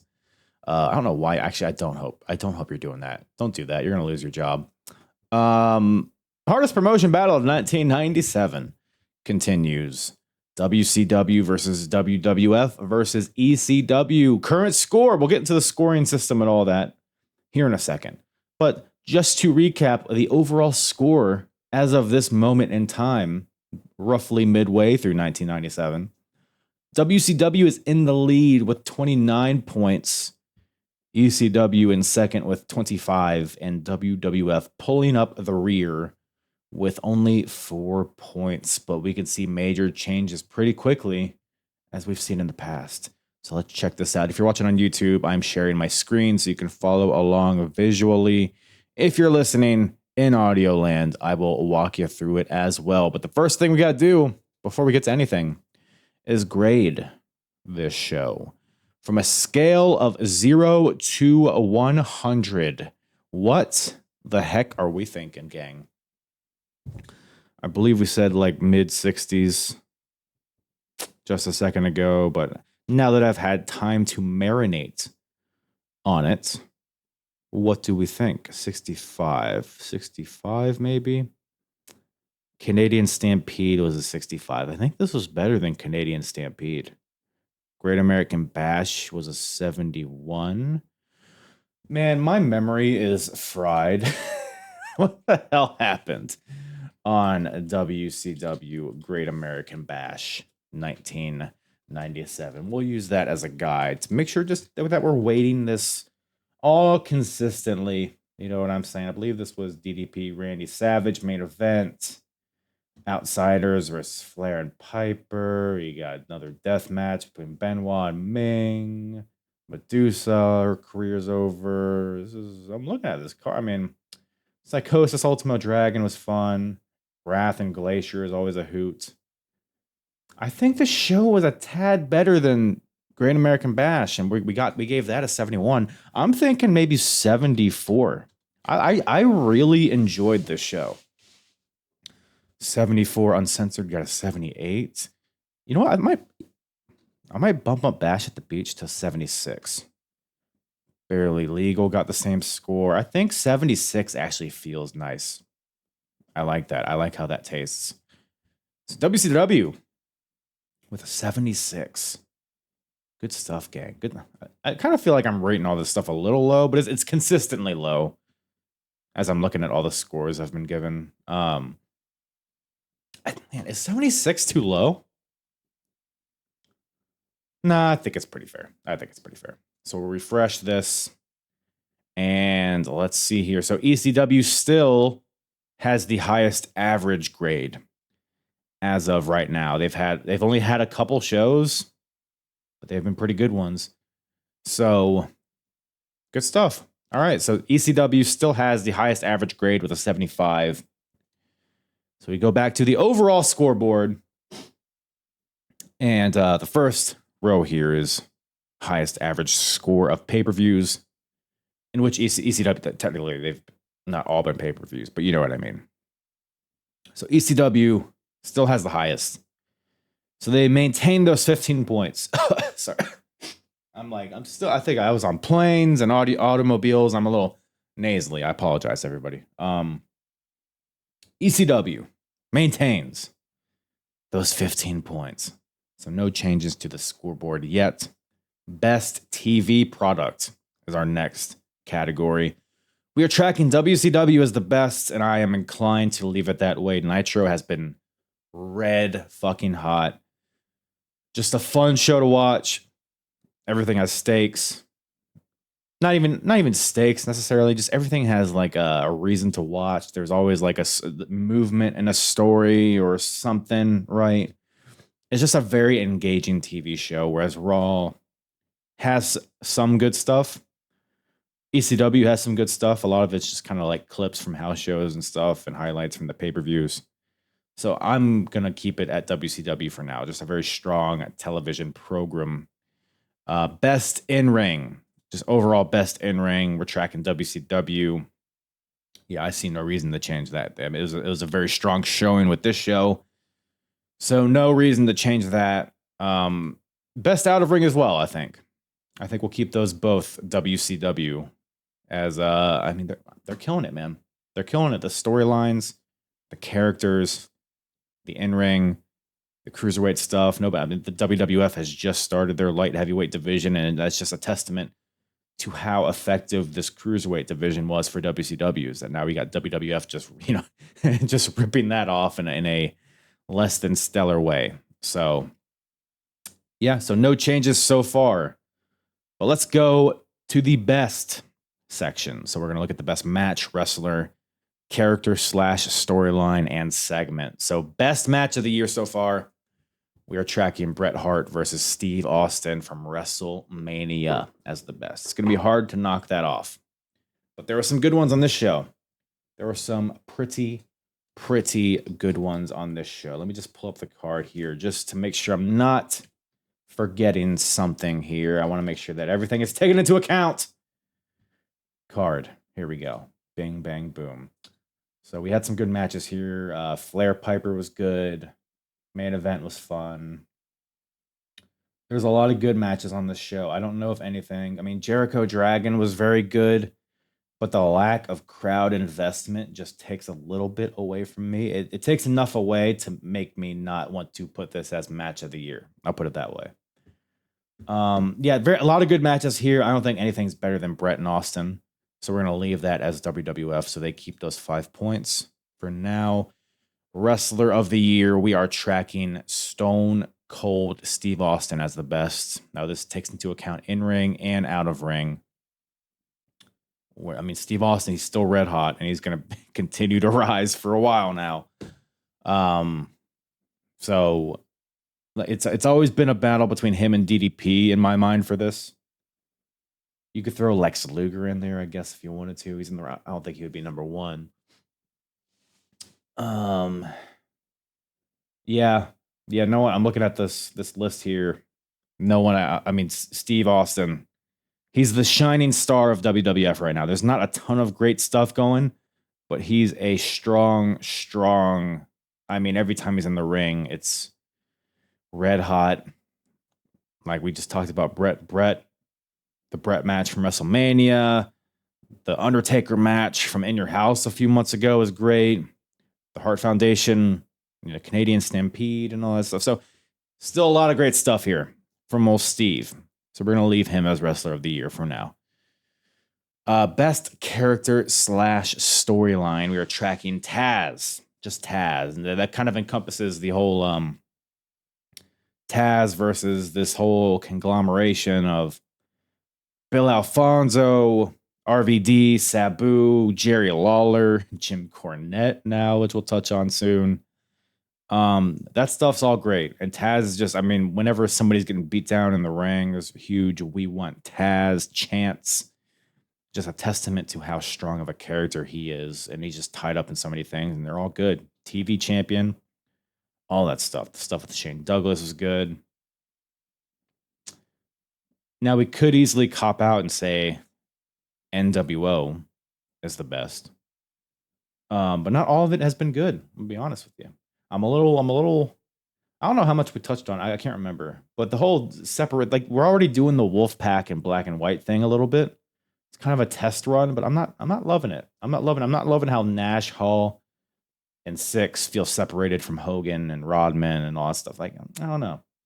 It's not all great for me right now. So we'll leave it as Taz for now. Although you could throw, DDP and Randy Savage. I don't know if this show necessarily would push that over the edge, though, in a good way. Lex Luger. Let's see here. I mean, the Benoit and Sullivan stuff has been really good. I think Taz edges him out, though. I think Taz still edges him out. So we'll leave it as ECW for now. Best segment of the year. We're tracking Jerry Lawler's debut at WrestlePalooza. Still just such a wild. If you haven't listened to that review yet, it was a few weeks ago. ECW WrestlePalooza in 1997. Go check it out. It was just a wild show. And this segment here was just bonkers. And still red hot. So, and I don't think any there was the La Parka, the TDP dressing as La Parka going up against Randy Savage. So Macho Man thought he was wrestling La Parka, and then all of a sudden La Parka gives him a diamond cutter and pins him. God, that was really good. But was that a segment, though? Do we consider that a segment? I guess, right?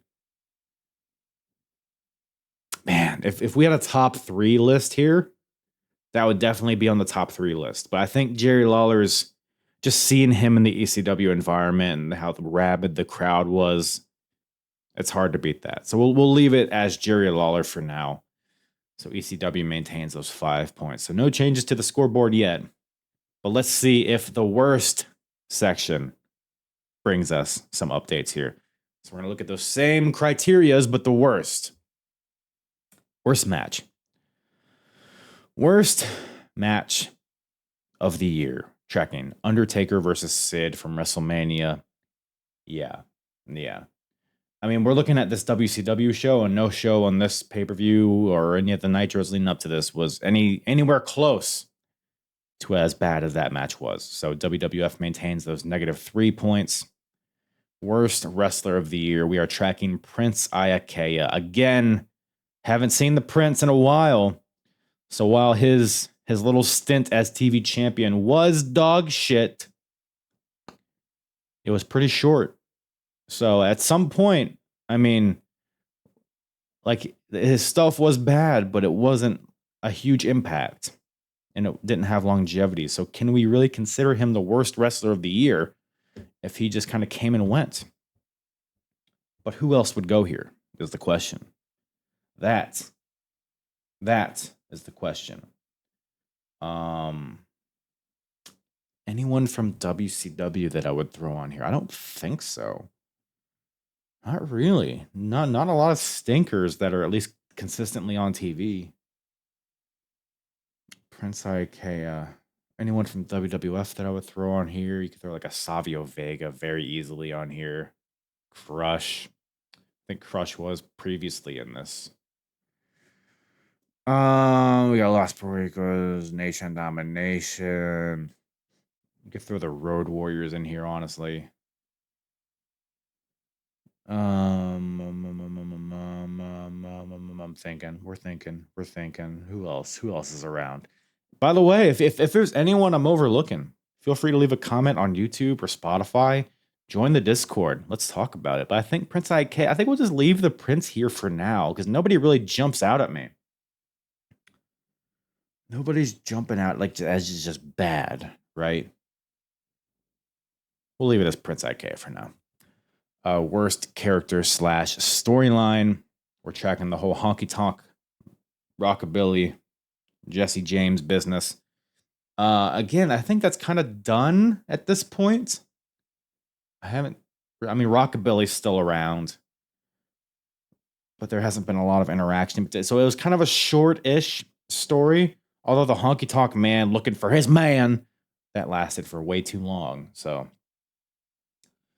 a worse character or a storyline. I mean, nothing is jumping out at me. I mean, we're looking at, this is a WCW episode, and definitely nothing from WCW is worse. It's all pretty good. Yeah, I think we'll just leave it as Honky. Honky is still maintaining worst character. And last but not least, the worst segment of the year, Miss NWO. And again, not even going to think about it. Nothing's going to come close to this.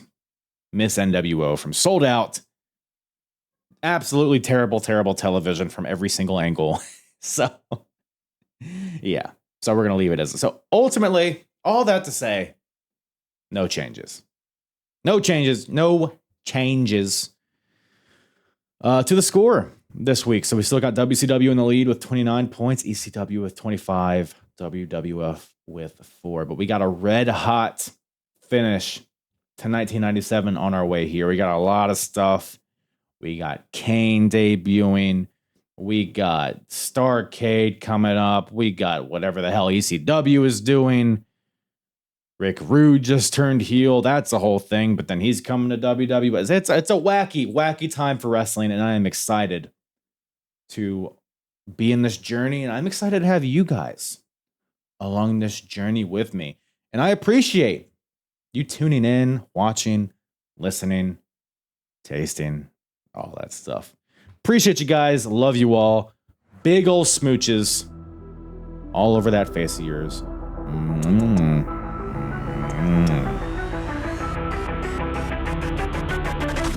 I'm hard. Yeah. And the hardest, talk around and disregard it. Strip you off the ground, show you what hard is. Standing strong and proud, nothing can knock it. Let's get it started. It's the hardest, talk around and disregard it. Strip you off the ground, show you what hard is. Standing strong and proud, nothing can knock it. Let's get it started.